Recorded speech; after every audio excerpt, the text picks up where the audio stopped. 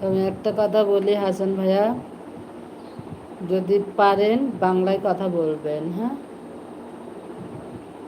চাকরি করি বিধায় বলে যে ইংলিশে কথা বলবেন, সো সরি।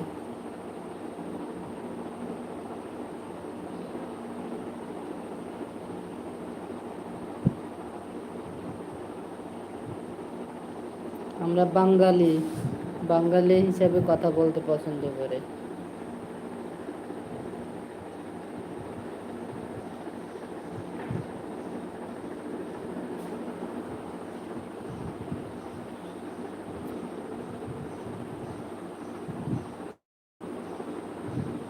আর সত্য কথা বলতে এখানে কোনো বাধা আসে না। অতএব যদি পারেন বাংলায় লিখবেন।